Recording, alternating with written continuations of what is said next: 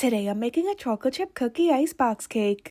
First I'm going to make the pudding layer, so in a bowl I'm going to add 1 box of cheesecake instant pudding mix into a bowl. Next I'm going to add 2 cups of milk. Next I'm going to mix that up until the pudding thickens and then put this in the fridge for 10 minutes for the pudding to set up. Now that the pudding is set up, I'm going to add 4 ounces of Cool Whip and fold that in. Next I'm going to build the icebox cake, so I have an 8x8 pan and a family size container of Chips Ahoy cookies, and I'm going to take each cookie and dip it in this bowl of milk and then place it into the 8x8 pan.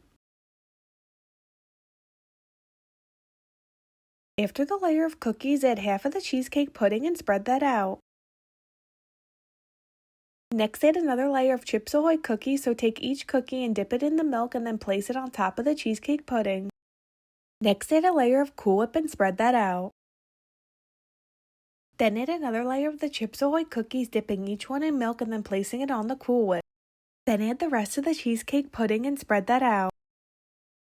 Next I'm going to add another layer of the Chips Ahoy cookies, dipping each one in milk and placing it on top of the cheesecake pudding.